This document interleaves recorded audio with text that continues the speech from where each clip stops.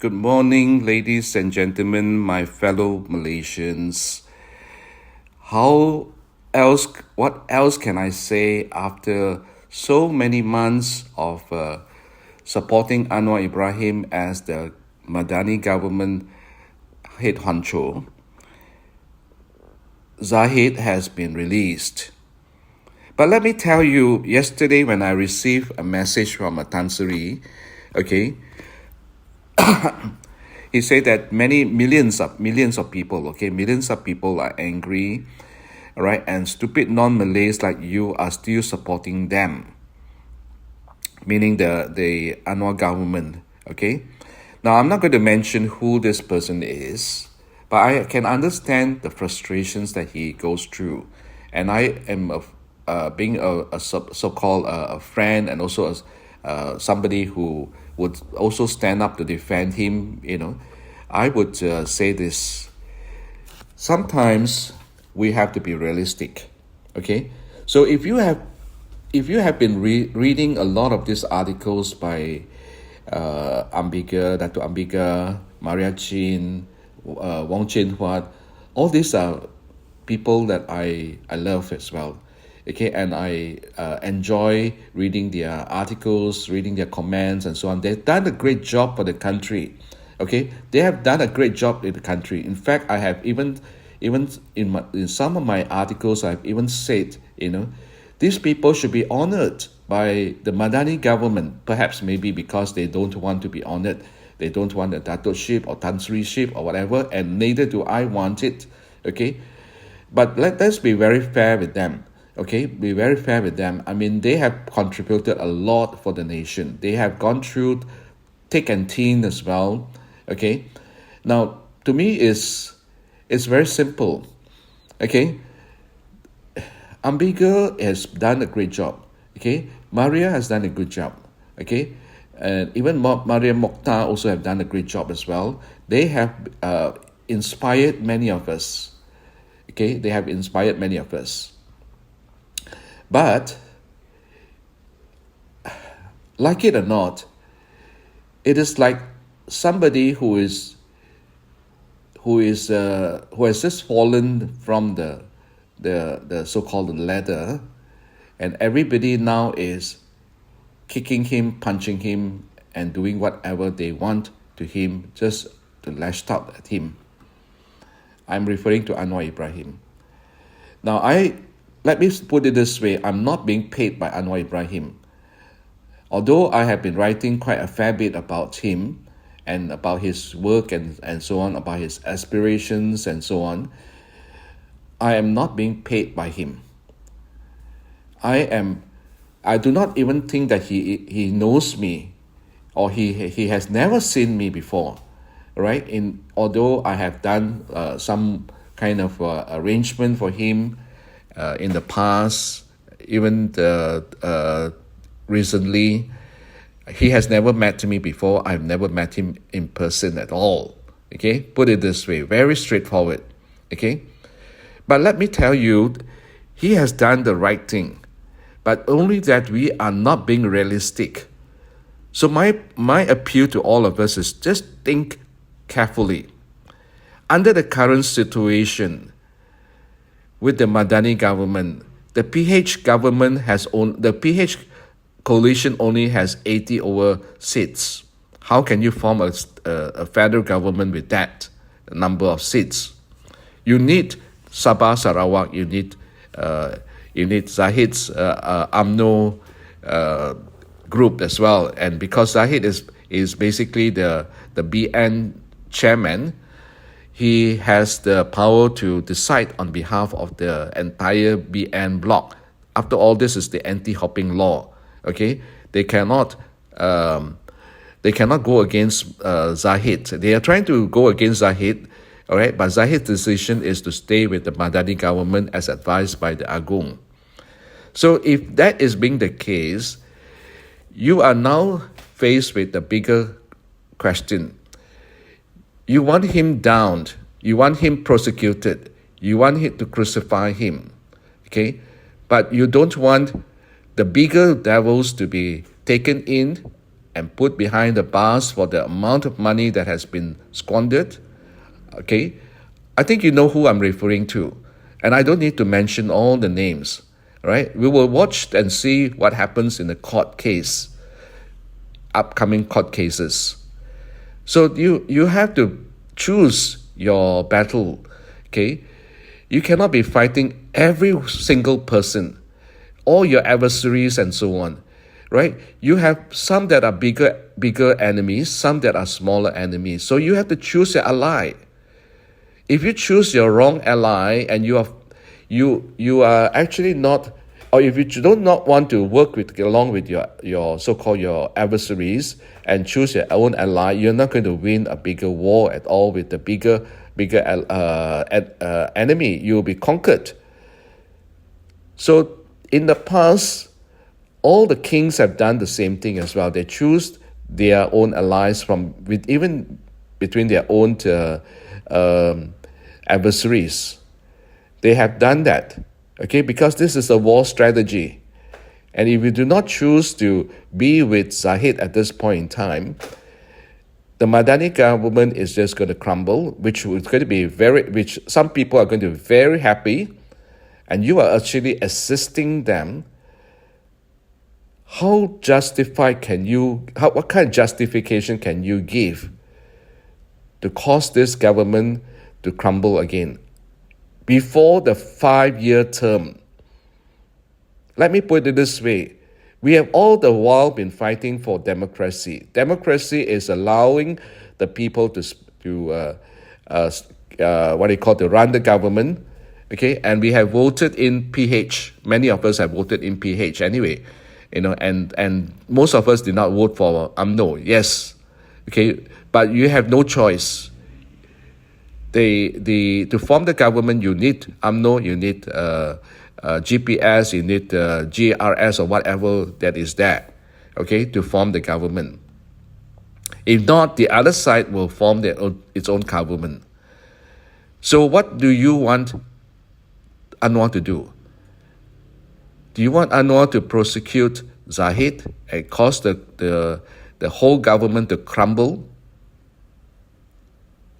What do you think you want to do if you were in his position? Let me ask you a straight question, especially if those who are in law. You are more you understand the law better, the court process better. When a witness is actually useful for the prosecution, what do? They make him a prosecution witness. What is the trade-off here? The trade-off is he will probably be released, or maybe the charges will be reduced for him. Okay, that's because the prosecutor wants to get the bigger boys, and to get the main culprits. Okay, you can see that later when Jasmine Liu, whatever decisions that they make to Jasmine Liu, who has returned the money, at the same time willing to be a key witness for the prosecution.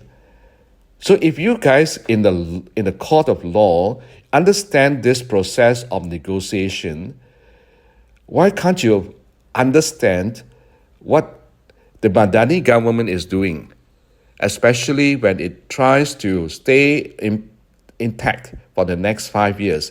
Give them the time to run the country, for goodness sake. All right, to all my friends in the social media, please remember, this country is not ideal for all of you to impose your own ideals. This country is already rotten. Okay, you throw a stone, you'll find a corrupt person. But who do you want to cooperate with? Do you want to work with? Do you only want to work with those who are not corrupted? You will not find many. Okay? Therefore, you have to work with those who are also corrupted as well, but at the same time, without compromising your principles. I know this myself, because I've gone through the process of so-called compromising my principles, all right? Because you are in the world. You are not in heaven. You are in the world. And if you don't know how to work alongside with people in the world, and you try to separate yourself, you're not going to be able to be effective at all. So what I'm saying is, Anwar has no choice. Okay, he has to maintain he has to keep the Madani government going for the next few years, another 4 more years. For goodness sake, please give him time. Okay, please give him enough time to run the government instead of creating all the sparks unnecessarily. Now, the other thing is DNAA. You know it very well, especially as lawyers and as key people in the civil society, key leaders in the civil society. You know what DNAA is? I think you will be able to give me a lecture on it. I don't understand very much about DNAA. But even with that, with the layman's understanding of DNAA, it means that Zahid is not acquitted at all. What does that mean? It can only mean 2 things to me. One is Anwar telling him, you are only being released, you're not acquitted, okay? But the moment you step out of the Madani government and cause this government to collapse, okay, you can still be charged in court. Because corruption will have to pay its price, like it or not. The second thing that I think Anwar will probably be saying to him is this. Even if Anwar doesn't say it, I'm saying it. If Zahid were to step out of the Madani government or cause the collapse of the Madani government, let's put it this way. Muhyiddin becomes the prime minister tomorrow, or Azmin Ali becomes the prime minister tomorrow. Okay? Do you think that Zahid's position will be safe? No. Straightforward as that. All right? So he has to be released so that the Madani government can continue on for the next 4 years or so to run the full course of this term. Why can't you guys just allow Anwar to just run the country and do whatever you can to bring back this country back together again, rather than just, making all sorts of noises and so on, which I can understand because you do have your own grievances with him. Everybody would have grievances with Anwar as well if they have dealt with him. Right, which is the reason why I would say, keep your differences aside. Keep your differences aside. Think in terms of the bigger picture. Think in terms of the country's future, the future of our younger generation, of my children or your children, right? And that is the reason why I'm fighting for this country. That's the reason why I'm putting myself even at the stake, just to speak up on behalf of people, because I want to see this country back on track again and become great again.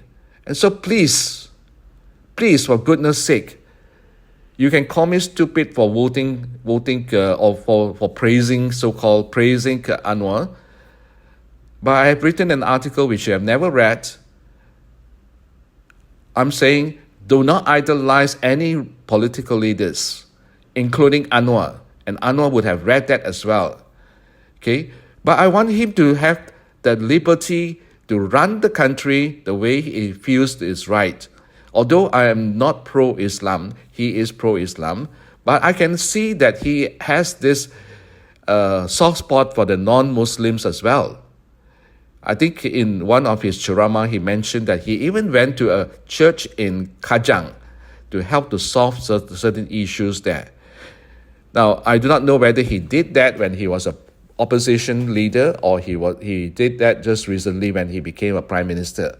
But I know that he would even go on board a floating library, which is clearly told to him is a Christian-run organization, that goes around the world with international, what do you call that, with a white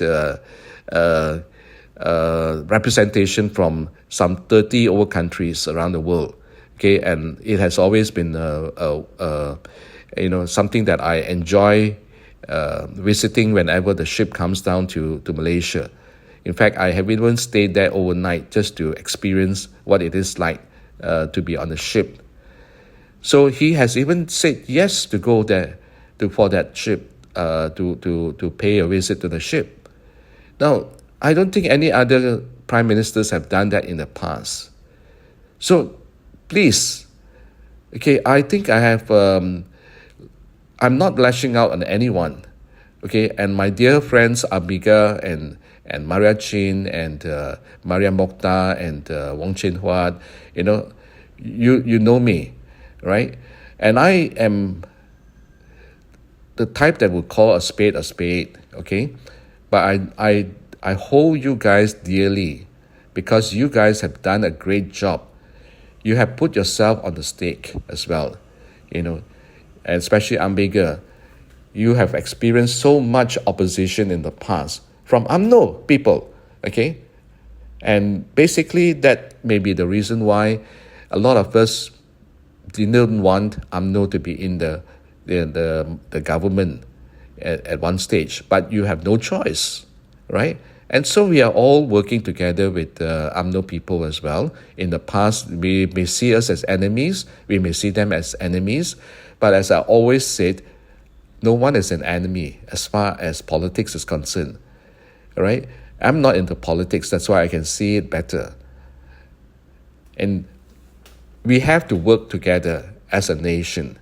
We have to work together as a nation. In fact, I think when I say no one is an enemy, you can see that even Anwar is willing to work with Hadi Awang and Hadi Awang and Muhyiddin Yassin even offered, them to join the Madani government as well.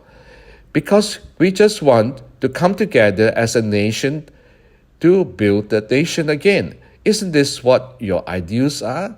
And so why are you destroying your own ideals? So let me put it this way. The Yang di-Pertuan Agong has already instituted the government so that it will last for the next 5 years. In fact, he had even said that hopefully he doesn't even need to install a new government again within the next few months that he is still the Agong. And I'm pretty sure that the His Royal Highness, the Sultan of Johor, Sultan Ibrahim, also would not want that to happen as well in the next few years. So please, my brave brothers and sisters, my fellow Malaysians, you don't need to know who I am. Some of you know me, all right? And some of you have heard about me and never met me in person because I don't have the time to meet everyone. I am just a humble, simple man, trying to earn a living, that's it, okay? So to me is, please, even if you do not agree with the Madani government at this point in time, let it run its course. Let it run its course because it takes time to reverse all the policies that have been put in place by people in the past, okay? And still a lot of things this need to be done as well, okay? So do keep your focus. Do not spend time over things like this. And also to all my other fellow Malaysians, whether you are Muslim, non-Muslim, Chinese, Indian, Malays, the Kadazan, Iban, Surani, okay, all of us have a role to play, right? We must always remember to put others first. That's what I always say. Why must it be always MIC, Malays, Indian, Chinese, right, in West Malaysia? Okay, what about people in Sabah and Sarawak when they hear that MIC, Malay, Indian, Chinese, they are not important? No, they are just as important. They are just Malaysians like any of us. And a brother of mine told me, he asked me, he's a Sarawakian, and he asked me, why is it that it's always Malayan tiger and not Malaysian tiger? What he's asked is true. What he wants to see is unity. Unity in this country, regardless of race or religion. So let us put others first, right? I would put the Indians first because they are the most, a lot of the Indians are actually also very rich as well, okay? And but I'm saying the majority of the Indians are the ones who are suffering, because of the lack of opportunities in the past. So let us put the Indians first, and then maybe the Malays, if it's West Malaysia, Indians, Malays, okay, Indians, Surani, okay, and also Malays, then only the Chinese. Because I'm Chinese, right? But if you're a Malay, let's put the Indians first, the Suranis first, the Chinese third, and then the Malays. Why can't we do that? Why must we always be MIC? Yeah, you say that this is the so-called the social contract, all right, and you always want to emphasize Malays first, okay? But let's think the other way around. Think of others first. When you start to think about others, then you are actually becoming more Malaysian, and you are more prone to help the other races.